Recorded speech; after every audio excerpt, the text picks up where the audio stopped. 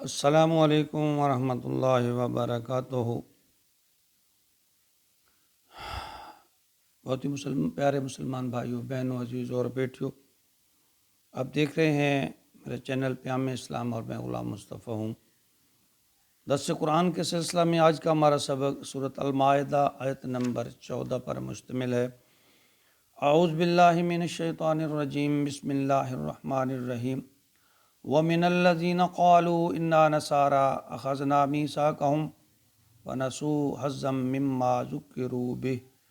فَأَغْرَيْنَا بَيْنَهُمُ الْعَدَاوَةَ وَالْبَغْضَاءَ إِلَىٰ يَوْمِ الْقِيَامَةِ وَسَوْفَ يُنَبِّئُهُمُ اللَّهُ بِمَا كَانُوا يَصْنَعُونَ۔ قرآن پاک کی سورت کے اس حصہ میں اللہ رب العالمین بنی اسرائیل کا پھر تذکرہ فرما رہے ہیں کہ انہوں نے اللہ تعالیٰ کے ساتھ عہد شکنی کی، اس کے باوجود کہ اللہ نے ان پر بڑے انعامات کیے تھے، اور پھر وہ کچھ لوگ جو تھے وہ کہتے تھے کہ حضرت موسیٰ علیہ السلام کہ ہم نصارہ ہیں، یعنی آپ کے مددگار ہیں، حضرت عیسیٰ کی یعنی حضرت عیسیٰ کے ماننے والے، کہ ہم نصارہ ہیں، یعنی آپ کے مددگار ہیں دین میں۔ تو ان کا تذکرہ فرماتے ہوئے پھر اللہ تعالیٰ فرما رہے ہیں کہ وَمِنَ الَّذِينَ قَالُوا، جن لوگوں نے یہ کہا اِنَّا نَصَارَىٰ، کہ ہم مددگار ہیں، نصارہ ہیں، أَخَذْنَا مِيثَاقَهُمْ، ہم نے ان سے بھی میثاق لیا، ان سے بھی وعدہ لیا۔ جب وہ کہہ رہے ہیں، اقرار کر رہے ہیں، تو ہم نے ان سے بھی وعدہ کیا۔ آپ دیکھیں اللہ سب کا حال بیان کرتے ہیں، اور مطلب یہاں حال بیان کرنے کا ہمارے لیے ایک سبق ہے، بالواسطہ طور پر تنبیہ ہے کہ تم بھی کسی خوش فہمی میں نہ رہنا۔ فرمایا فَنَسُوا حَظًّا مِّمَّا ذُكِّرُوا بِهِ، تو وہ بھی بھول گئے بڑا حصہ اس میں سے۔ حَظًّا مِّمَّا وَنَسُوا، بھول گئے حَظًّا مِّمَّا ذُكِّرُوا، جو جس کی نصیحت، ذکر نصیحت کو کہتے ہیں بات کو، جو میری نصیحت تھی وہ اس کو بھول گئے، انہوں نے اس پر عمل نہیں کیا، تو عمل نہیں کیا تو صاف ظاہر اس سے فائدہ بھی نہیں ہوگا۔ فَأَغْرَيْنَا بَيْنَهُمُ الْعَدَاوَةَ، تو ہم نے ڈال دی ان کے درمیان عداوت، والبغضاء، اور بغض یعنی دشمنی، الی یوم القیامہ، قیامت تک۔ یعنی اللہ کا جو قانون ہے نا، یہ فطرت ہے جسے کہتے ہیں، اللہ کو ہر نظام ایک قانون کے مطابق چل رہا ہے۔ یعنی اب دیکھیں کہ جو بھی نظام ہے، چاند، سورج، زمین، اچھا برا، سردی گرمی، یعنی ایک اللہ نے ایک اصول بنایا ہوا ہے، اور وہ ہر کام اور اصول، یعنی اسی لیے تو یہ نظام دھرم بر نہیں ہو رہا۔ اگر اس کا کوئی اصول و ضابطہ نہ ہو تو پھر تو یہ سارا نظام دھرم بھرم ہو جائے۔ تو اس میں اللہ نے فرمایا کہ ہم نے ان کے درمیان بغض اور دشمنی ڈال دی، اس سبب سے کہ وہ کہتے تھے ہم مددگار ہیں عیسیٰ علیہ السلام کے، حالانکہ وہ تھے نہیں، وہ انہوں نے بھی میرے عہد کی جو ہے اس کی عہد شکنی کی ہے، اس کو توڑا ہے میرے حکم کو۔ تو اس میں دو پہلو ویسے اور بھی نکلتے ہیں کہ ایک تو یہ ہے کہ عیسائیوں کی یہودیوں کے ساتھ دشمنی یہ ویسے چلتی آ رہی، ماضی میں نا عیسائی اور یہودی ان کے درمیان طویل تقریباً 2 صدیوں تک، یوں کہہ لیں 1900 سال برس تک ان کی دشمنی آپس میں رہی ہے۔ لیکن موجودہ دور میں صورتحال عارضی طور پر کچھ تبدیل ہوئی ہے کہ عیسائی جو ہے حضرت عیسیٰ کو اللہ کا بیٹا بلکہ خدا سمجھتے ہیں، جبکہ یہودی ان کی بنیاد کہاں تھی، ان کی لڑائی اور بنیاد کہ حضرت عیسائی جو ہیں حضرت عیسیٰ کو اللہ کا بیٹا مانتے تھے، خدا سمجھتے تھے، جبکہ یہودی انہیں ولد الزنا، یعنی وہ کہتے تھے کہ مریم علیہ السلام نے نعوذ باللہ کوئی بدکاری کی ہے۔ تو اسی نتیجہ میں حضرت عیسیٰ علیہ السلام پیدا ہوا، تو وہ انہیں قتل کرنا حق سمجھتے تھے، یعنی واجب القتل سمجھتے تھے۔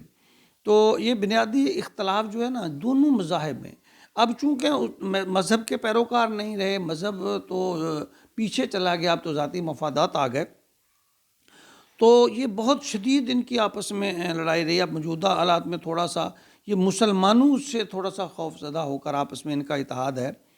تو دوسرا جو بنیادی طور پر عیسائیوں کے، ایک یہ بھی ہو سکتا ہے کہ عیسائیوں کے آپس کے اختلافات کا تذکرہ ہو، ان کی آپس میں بغض اور عناد کا ہو،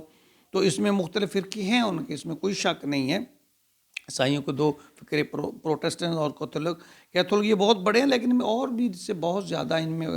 فرقے ہیں، اور ان میں بھی آپس کے اختلافات ہیں، اور وہ اختلافات بہت شدید ہیں۔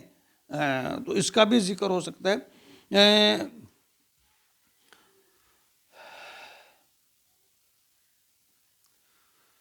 مذہبی بنیادوں پر جو عیسائیوں کی بھی ایک لڑائی کا ایک بہت بڑا تذکرہ جو ہے وہ رونگٹے کھڑا کر دینا تاریخ سے اس میں ملتا ہے،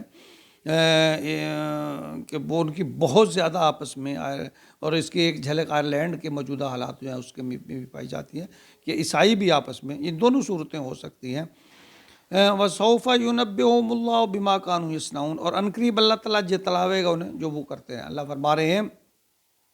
میں انہیں بتا دوں گا کہ تم جو اعمال کرتے تھے ان کا بدترین، جس طرح ہم کہتے ہیں نا پتہ لگ جائے گا، آپ کو پتہ لگ جائے گا آپ یہ کام کر رہے ہیں تو آپ کو پتہ چل جائے گا، جس طرح عام ایک زبان میں کہا جاتا ہے۔ تو اللہ فرما رہے ہیں کہ یہ جو تم اعمال کر رہے ہو، اللہ کے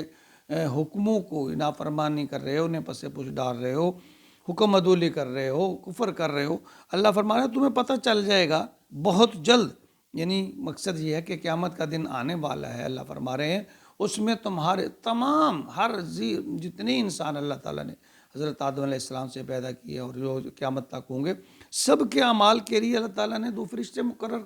کر رکھے ہیں جنہیں ہم کرامن کاتبین کہتے ہیں، وہ لکھ رہے ہیں۔ تو اللہ فرما رہے ہیں قیامت کا دن ہونے والا ہے، اور جب وہ ہوگا تو پھر سب کے اعمال، یہ جو تمہارے، اب تو انسان کی ہو سکتا ہے کچھ برائیاں پردہ پوشی رہ جائے، کسی کو نہ پتہ چلے یعنی کہ اس کے دل میں کیا ہے، اس نے کیا عمل کیا ہے، رات کو کیا عمل کیا ہے، تو پھر اللہ کے سامنے تو کوئی چیز چھپی نہیں رہے گی، سب چیز یوں کہہ لیں کہ انسان کی ویڈیو بن رہی ہے۔ یہ تو اب زمانہ آ گیا نا کہ ویڈیو کا، آڈیو ویڈیو اس طرح کے معاملات اب چل رہے ہیں، لیکن اللہ نے جب یہ دنیا تخلیق کی تھی تو ثبوت کے طور پر جب جو دو لوگ جو بیٹھے ہیں وہ آڈیو ویڈیو سب بن رہی ہے، اور آڈیو ویڈیو وہ سب اللہ کے ہاں سب پیش ہوگی۔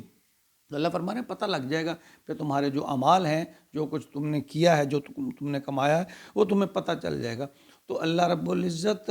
ہماری مغفرت فرمائے، ہمارے پلے کچھ نہیں ہے۔ اللہ ہمیں عمل کی توفیق عطا فرمائے اور تقوی نصیب فرمائے۔ سب سے بڑے دو باتیں ہیں، تقوی اور اخلاص، ملتی جلتی ہیں دونوں اعمال، اس کا مفہوم اللہ رب العزت ہمارے اندر اخلاص پیدا کر دے، اور اخلاص سے کیا ہوا عمل جو ہے وہ بڑا وزنی ہوتا ہے، اس کا بڑا وزن ہوتا ہے، اور اللہ کا خوف اور تقوی ہمارے دل میں ڈال دے تاکہ ہم اللہ اور اللہ کے رسول کا احکام جو ہے ان کو بجا لیں، ان پر عمل کریں اور اپنی زندگی کو ان کے تابع کر دیں، اور اسی میں نجات ہے۔ اللہ رب العزت ہمیں صراط مستقیم پر چلنے کی توفیق عطا فرمائے، آمین۔ صدق اللہ العظیم۔